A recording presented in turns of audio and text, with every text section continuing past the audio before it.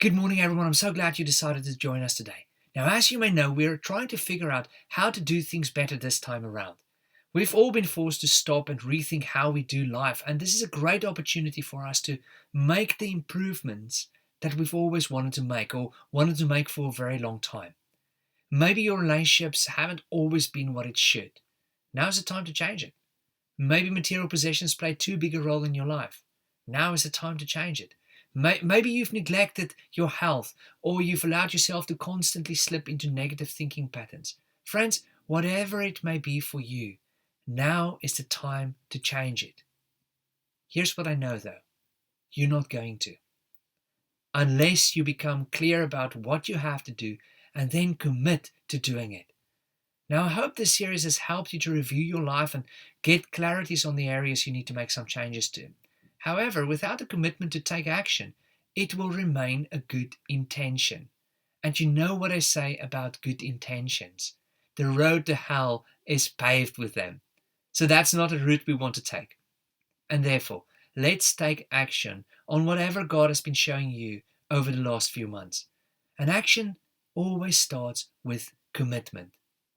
To not just know what you have to do, but to become dedicated to doing it.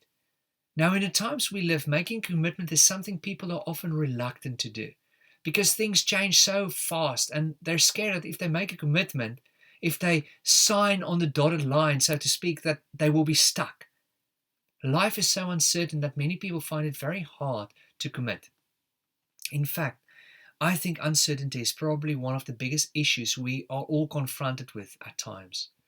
You know how extremely uncomfortable it is when you have to make a decision and you just don't know what to do. Should you move or should you stay where you are? Should you see a counselor or just try and solve your issues on your own? Should you see a doctor or hope that your ailment just go away? We all know what uncertainty feels like. And it is horrible. Because when you are uncertain about what to do, you will feel indecisive and you feel totally out of control until you make that decision. You probably know the immense relief that comes with making a decision.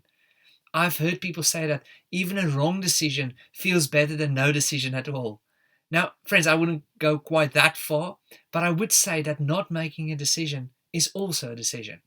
The point is that uncertainty can really drag one down. And the way to overcome it is with commitment. It's to make a decision and then dedicate yourself to it and take the consequences that come with it, good or bad. The problem is, though, that we often want 100% clarity before we will commit. Obviously, we need to ask God for His guidance, gather as much information as possible, speak to otherwise Jesus followers to try and make the best decision we can. However, I think it's often the other way around. We won't have 100% clarity before we commit. We need to commit before we will have total clarity. You trust God first and you commit to Him first, and then you see where He leads you next. Unfortunately, I think that uncertainty we are often faced with and the fears we sometimes have of committing has spilled over to our spiritual lives as well, making us reluctant to take a step of faith and fully commit to God. Now, throughout the series, we have discovered that if we really want to do things better this time around, we need to put God first in every area of our lives, not just our spiritual lives. And that means that we need to fully commit to Him and trust that He will lead us with all the other choices we need to make in life as well. And therefore, I want to encourage you to take a step of faith today and commit to follow God wherever He is leading you, whatever He's been showing you over the last few months. And to help you with that, I'm going to tell you about 5 people who were also caught in this tension between uncertainty and not knowing what to do on the one hand, and commitment on the other hand. So let's just look at part of their stories and see what we can learn from them. The first one is Joshua. He was a great leader and hero of the faith who stepped into Moses' shoes, which were pretty big sandals to fill. However, he did it successfully and managed to lead the nation of Israel into the promised land. God used him in an amazing way. And there's so much I can say about him. But if I want to quote him, There's one verse that comes to mind. Maybe you know it. Joshua 24 verse 15. But as for me and my household, we will serve the Lord. This sentence says so much about Joshua's commitment. It was part of a bigger speech to the Israelites in which he basically said to them that they had a choice. They could worship the gods of all the nations around them, or they could worship God fully and with commitment. And he then took a bold step while standing in front of them, and he said clearly, but as for me and my household, we will serve the Lord. In other words, I don't care what you do. It's not going to make me change my decision. Even if all of you decide to turn your backs on God and walk away from Him, I will not, and neither will my family. This is where we stand. Total and utter commitment. No turning back, no backing down, no bailing. We are committed to God, whatever it takes. Now that is what commitment to God looks like. It's deciding to put Him first, regardless of what others may do and what choices they may make. It's to follow Him, even if your culture and everyone around you does not. We are so easily influenced by the people around us and what a culture and media portray to us, that we are often sidetracked from what God is calling us to do. Friends, commitment means that you go where God is leading, even if it is difficult, even if everyone else decides not to follow Him. So what can we learn from Joshua? It's that true commitment does not compare with anyone else. You do what you know is right because you are accountable for your own life. Another hero of the faith, and arguably one of the greatest prophets in the Old Testament, was Elijah. God did some truly incredible things through him. And again, there's so much we can learn from him. But I want to take you to something very specific he said. And before I do, let me just give you a bit of context. The Israelites were God's chosen people. He saved them from slavery in Egypt, led them miraculously through the desert and the sea, and brought them to the promised land. He provided for them in so many ways, and yet they constantly turned their backs on him, and so often worshipped the false idols of the cultures around them. So in this context, Elijah speaks to them, and he says in 1 Kings 18, "How much longer will you waver, hobbling between two opinions? If the Lord is God, follow him. But if Baal is God, then follow him." But the people were completely silent. In other words, stop being so indecisive. It's time to make your decision and commit to your decision. But they were silent. They still didn't commit. So he showed them what commitment looks like. Verse 22. Then Elijah said to them, "I am the only prophet of the Lord who is left, but Baal has 450 prophets. Now bring 2 bulls. The prophets of Baal may choose whichever one they wish, and cut it into pieces and lay it on the wood of the altar, but without setting fire to it. I will prepare the other bull and lay it on the wood on the altar, but not set fire to it. Then call on the name of your God, and I will call on the name of the Lord. The God who answers by setting fire to the wood is the true God." And all the people agreed. Now that is commitment. It means that you put all your eggs in the God basket. It means that you go where He leads and you are bold about it. It means that you trust God, knowing that if He doesn't come through for you, you're in serious trouble. Elijah was totally outnumbered. His back was against the wall. He knew that if God did not come through for him, he would not leave that hill alive. In fact, he was so committed to put all his eggs in the God basket that he even soaked the altar and the wood in water when it was his turn, just to make sure that everyone would know that God is God. Now, friends, that type of commitment certainly took faith, but I think it took even more courage. Can you imagine standing alone in front of all those people with the hatred from the Baal prophets almost being tangible towards you? Can you imagine the amount of courage it must have taken not to just run away, but to stand your ground and keep your commitment? You probably know how that day ended. Baal did not send fire. God did. And suddenly people made their decision. Their wavering stopped and they recommitted to God. So what can we learn from Elijah about commitment? True commitment takes courage. Elijah was also an amazing man of God. In fact, he was Elijah's disciple. When Elijah called him to follow him and learn from him, Elijah was busy plowing the fields of his parents' farm. However, the moment he was called, he showed immediate commitment. Just listen to this in 1 Kings 19. Elijah took his yoke of oxen and slaughtered them. He burned the plowing equipment to cook the meat and gave it to the people, and they ate. Then he set out to follow Elijah and became his servant. God called Elijah and he committed fully, leaving everything behind and immediately, not waiting until it suited him best, not waiting until the planting season was over, but immediately, trusting that God's timing was perfect. Friends, these oxen and the plows were Elijah's livelihood. If things didn't work out, he could always go back to the farm. So what does Elijah do? He burns the plows. Now, to some extent, you can understand that he killed the oxen, because in those days, if you wanted to show your gratefulness to God and wanted to worship God, you would bring an animal sacrifice.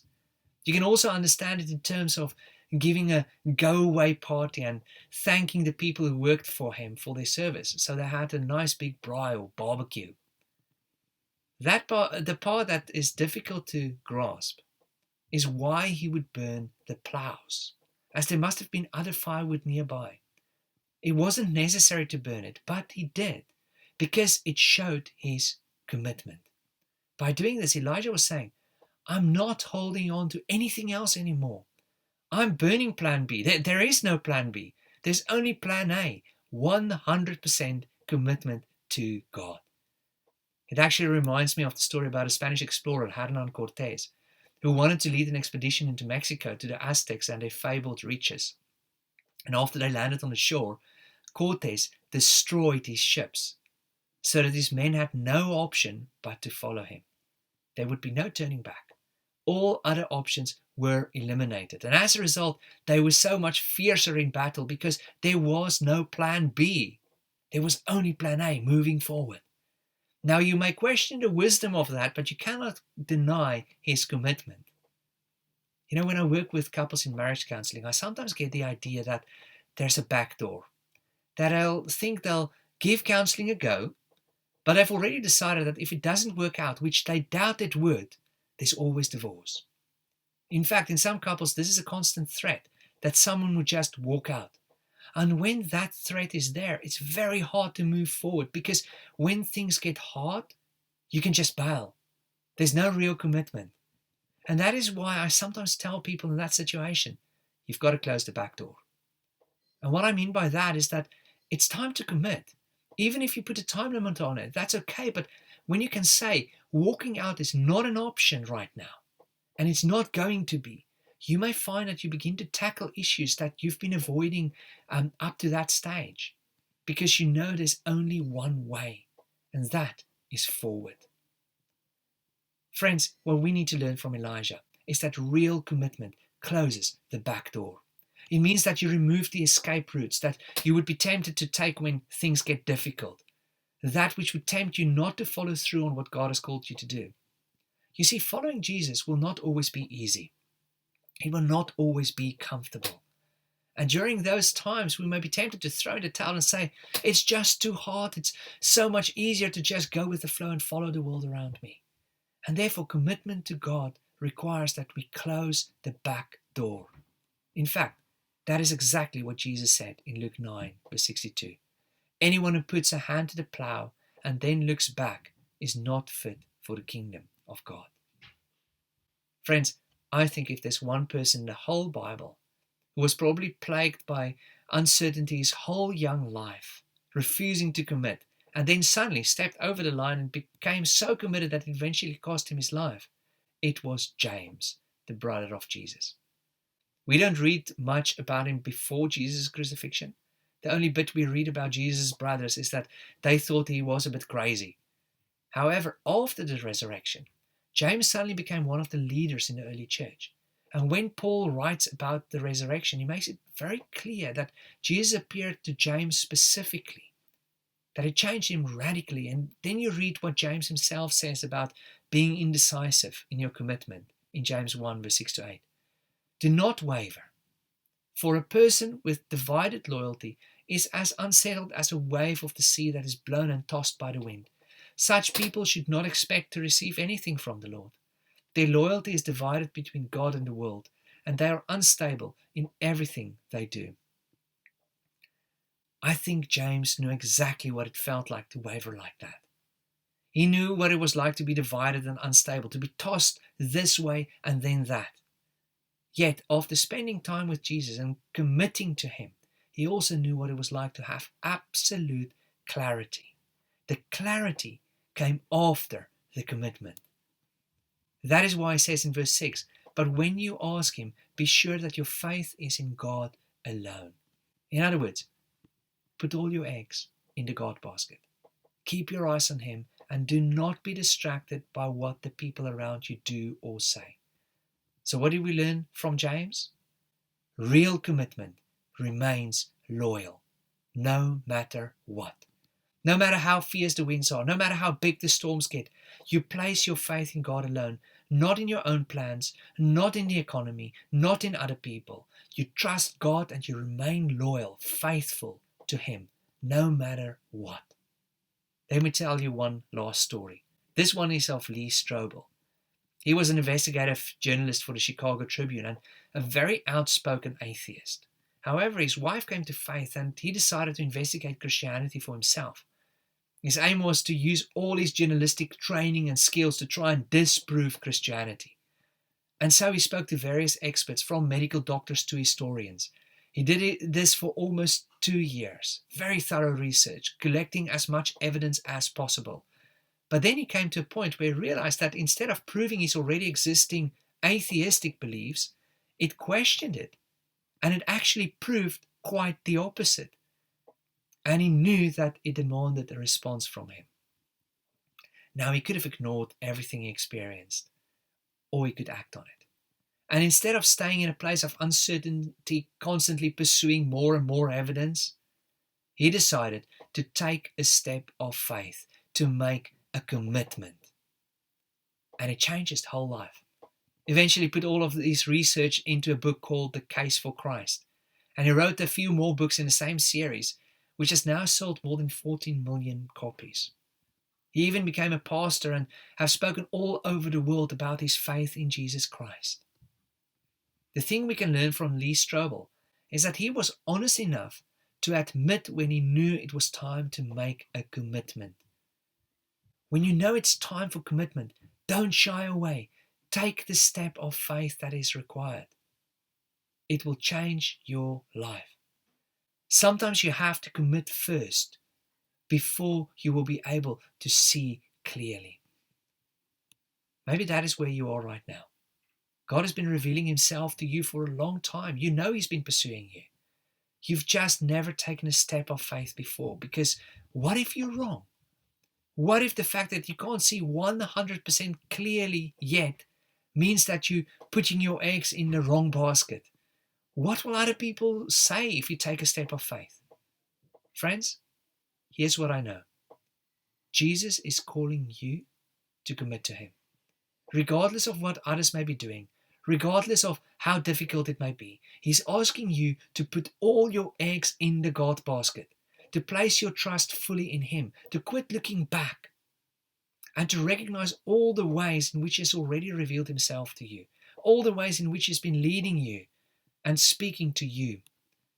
It's time for you to commit to Him fully in every area of your life, to put Him first, to keep your eyes on Him, and to remain loyal to Him, because He is faithful to you. And as you do this, you will find that clarity often comes after the commitment, and it's the only way to overcome the uncertainty in your life. So stop wavering and take that step of faith. And for those of you who have already taken the step of faith, but you're struggling with the decision that you need to make, remember what true commitment to God is and refocus on Him again. Put all your eggs in the God basket, because He takes care of you and He's already on the other side of the decision that you need to make. Just follow where He's leading, because He's got the whole world, including you and your future, in His hands. So friends, if we all want to do things better this time around, let's decide to commit fully to Him and follow where He wants to lead us. Amen. Dear Lord, thank you so much that you are so committed to us, that you gave your only Son so that we can have life to the full. Please help us to fully commit to you every single day of our lives, to not follow the world around us, but to keep our eyes on you and to follow you. And friends, for those of you who have never done it before and you want to take a step of faith today, just pray this prayer in your heart. Jesus, I don't understand it all, but I know you have been pursuing me. Thank you for doing that. Please come into my life and lead me from this day forward. In your name I pray this. Amen. Friends, if you've prayed this prayer for the first time today, please pick up the phone and tell another Jesus follower about your decision to follow Jesus, because it will change your life forever. Please receive God's blessing and commit to Him fully. May the grace of our Lord Jesus Christ and the love of God our Father and the fellowship of the Holy Spirit be with you all. Amen.